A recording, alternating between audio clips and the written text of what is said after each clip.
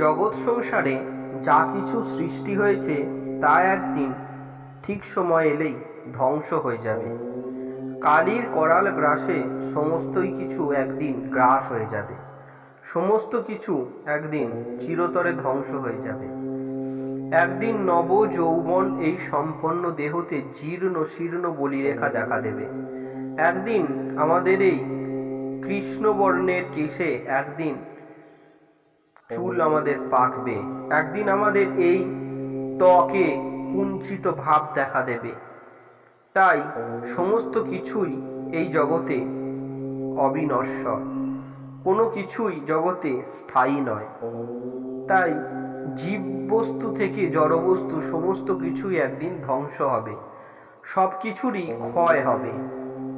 তাই আজকে আমরা শাস্ত্র অনুসারে মানুষের মৃত্যুর পর তার আত্মার সাথে কি ঘটে, গরুড় পুরাণ অনুযায়ী, শাস্ত্র অনুযায়ী ভগবান বিষ্ণু নারায়ণ কি ব্যাখ্যা দিয়েছেন, মানুষের জীবনে মানুষের মৃত্যুর পরই কি সব শেষ, নাকি তারপরেও আরো কিছু থাকে অধ্যায় বাকি, সেই বিষয়েই আজকে আমরা বিস্তারিত আলোচনা করব এই ভিডিওর মাধ্যমে।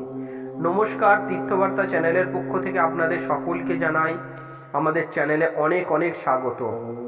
আশা করি ঈশ্বরের কৃপায় আপনারা সকলেই খুব ভালো আছেন, সুস্থ আছেন, আনন্দে আছেন ও হাসি খুশি আছেন।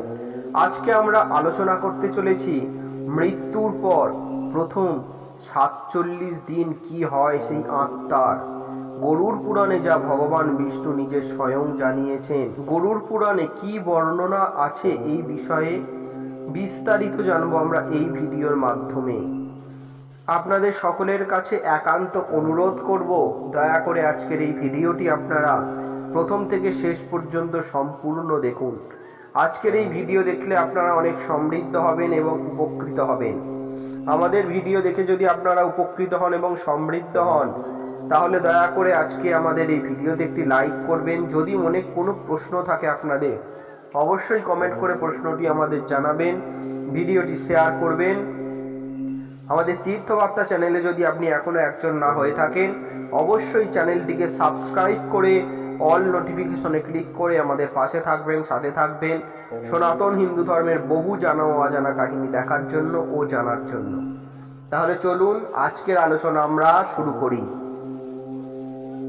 জীবনের এক পরম সত্য, মৃত্যু হলো জীবনের এক পরম সত্য। প্রেম, অর্থ, শ্রদ্ধা, খ্যাতি, মানুষের জীবনে আর কিছু আসুক বা নাই আসুক, মৃত্যু কিন্তু সকলের আসবেই। যে জন্ম নিয়েছে তার মৃত্যু অনিবার্য। প্রতিটি জীবিত প্রাণীকে এক সময় না এক সময় এই পৃথিবী ছেড়ে চলে যেতেই হবে। তবে মৃত্যুতে শুধু এই দেহের বিনাশ হয়, আত্মা অবিনাশী, অবিনশ্বর। আত্মার কোনোদিন বিনাশ ঘটে না। শ্রীমদ্ ভগবদ গীতায় আত্মার এই রূপ তুলে ধরেছিলেন ভগবান শ্রীকৃষ্ণ।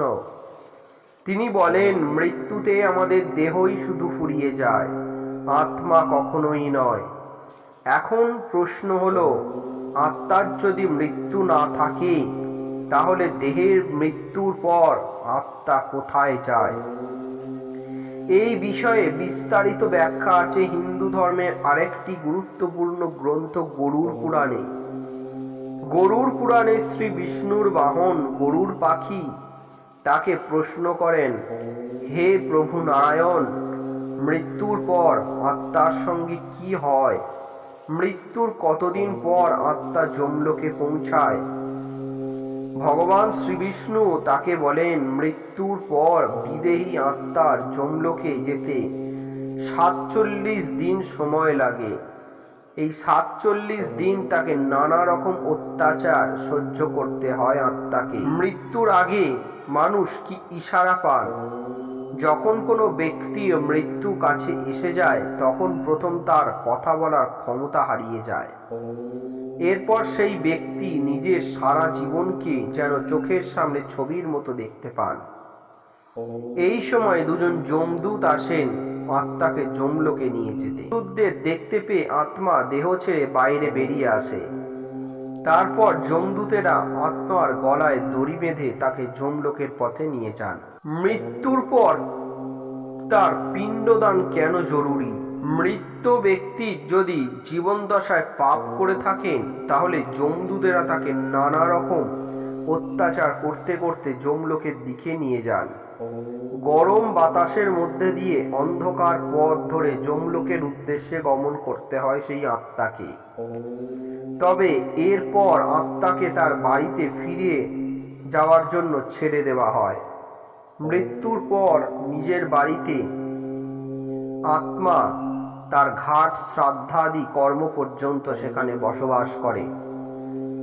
নিজের পরিবারের সদস্যদের সঙ্গে এই সময়টা থাকে সে। তার মৃত্যুর পারলৌকিক কাজকর্ম কিভাবে পালিত হচ্ছে তা নিজের চোখে দেখে আত্মা।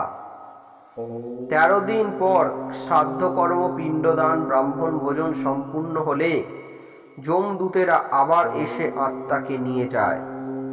এই কারণেই পরিবারের কারো মৃত্যু হলে 13 দিন অশৌচ পালন করা অত্যন্ত জরুরি।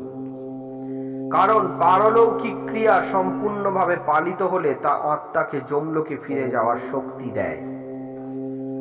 13 দিন পর আবার যমলোকে ফিরে যাওয়ার পথে আত্মাকে প্রথমে বৈতরণী নদী পার হতে হয়।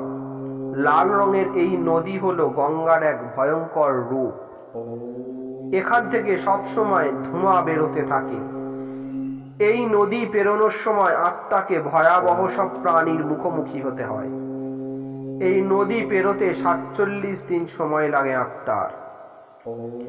তবে পুণ্যবান ব্যক্তির আত্মাকে বৈতরণী পেরোতে কোনো কষ্ট পেতে হয় না।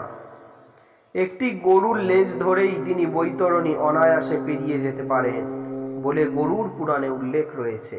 বৈতরণী নদী পেরিয়ে যমলোকে পৌঁছানোর পর আত্মার পাপ পুণ্যের হিসাব করেন স্বয়ং ধর্মরাজ বা যমরাজ। তারপর সেই আত্মার স্থান নরকে হবে না স্বর্গে হবে তা স্থির করে। সেই কারণে আমাদের জীবনে সর্বদা ভালো কাজ করা উচিত। কখনো আমাদের জীবনে খারাপ কাজ করা উচিত নয়। মানুষের প্রতি অযথা হিংসা করা উচিত নয়। মানুষের সাথে কখনো ঝগড়া বিবাদ করা উচিত নয়। কখনো শুধু শুধু অপরের ক্ষতি করা, চিন্তা করা বা ক্ষতি করা উচিত নয়। সামান্য দুটো অর্থের জন্য, সামান্য দুটো প্রতিপত্তির জন্য কখনো কোনো গরিব মানুষকে বা অসহায় ব্যক্তিকে অহংকার দেখিয়ে তুচ্ছ কথাবার্তা বলা উচিত নয়। কারণ এটা মানতে হবে, আমাদের এই প্রতিপত্তি, আমাদের এই অর্থ, টাকা পয়সা কিন্তু সারা জীবন থাকবে না। একদিন কিন্তু সমস্ত কিছুই ধ্বংস হয়ে যাবে, শেষ হয়ে যাবে। তখন আমাদের কিন্তু কিছুই করার থাকবে না। আর আমাদের এই কৃতকর্মের ফল আমাদের অবশ্যই ভোগ করতে হবে। অবশ্যই আমাদের এই কৃতকর্মের ফলের জন্য আমরাই দায়ী থাকব। তাই মৃত্যুর পর যাতে আমাদের সাথে কোনো কিছু খারাপ না হয়, খারাপ না ঘটে, তার জন্য সঠিক কর্ম করা উচিত। জীবনে সঠিক পথ অনুসরণ করা উচিত। আমরা হিংসামুক্ত সমাজ গড়ে তোলা উচিত। সদা সর্বদা তারক ব্রহ্ম নাম করা উচিত। হরে কৃষ্ণ কৃষ্ণ কৃষ্ণ হরে হরে, হরে রাম রাম রাম হরে হরে, এই মহামন্ত্র সর্বদা জপ করা উচিত। গুরু প্রদত্ত ইষ্ট মন্ত্র জপ করা উচিত। সৎ কর্ম করা উচিত। গোমাতাকে খাদ্য দান করা উচিত। অবশ্যই গঙ্গা স্নান করতে গেলে কখনো গঙ্গা নদী নোংরা করা উচিত নয়। এটা কিন্তু মহাপাপ। সেই গঙ্গা দিয়েই কিন্তু আমাদের পার হতে হবে। তাই মা গঙ্গার চরণে পুষ্প অর্পণ করে মাকে প্রণাম করা উচিত। মায়ের কাছে প্রার্থনা করা উচিত। প্রতিদিন তুলসী বৃক্ষে জলদান করা উচিত এবং সাধু ব্যক্তিদের, ব্রাহ্মণদের, গরিব অসহায় ব্যক্তিদের সাধ্যমতো কিছু খাদ্য দান করা উচিত। সৎ কর্ম সর্বদা বজায় রাখা উচিত। এইরূপ কর্ম যদি আমরা জীবনে করতে পারি, আমাদের মৃত্যুর পর কোনো রকম কষ্ট আমাদের ভোগ করতে হবে না। নমস্কার। এই ছিল আজকে আমাদের আলোচনা। আমরা জেনে নিলাম যে মৃত্যুর পর আত্মার সাথে কি কি ঘটনা ঘটতে থাকে, মৃত্যুর পর আত্মা কি গতি হয়, মৃত্যুর পর প্রথম 47 দিন কি হয় আত্মার। গরুড় পুরাণে ভগবান বিষ্ণু যা বলেছেন যা উল্লেখ করেছেন সম্পূর্ণ বিষয় আমরা জেনে নিলাম এই ভিডিওর মাধ্যমে। আশা করি আজকের আলোচনা আপনাদের সকলের খুব ভালো লাগবে। আজকের আলোচনা যদি আপনাদের ভালো লাগে অবশ্যই আজকের ভিডিওতে একটি লাইক করবেন। আজকের ভিডিও দেখে যদি মনে কোনো প্রশ্ন থাকে অবশ্যই কমেন্ট করে আমাদের প্রশ্নটি জানাবেন। আজকের আলোচনা আমরা এখানেই শেষ করলাম। আবার দেখা হবে পরবর্তী কোনো সনাতন হিন্দু ধর্মের জানা ও অজানা কাহিনী নিয়ে। ঈশ্বরের চরণে প্রার্থনা করি আপনারা সকলে খুব ভালো থাকুন, সুস্থ থাকুন, আনন্দে থাকুন ও হাসি খুশি থাকুন। আর দেখতে থাকুন আমাদের এই ছোট্ট চ্যানেলটি তীর্থবার্তা। নমস্কার, হরে কৃষ্ণ, রাধে রাধে।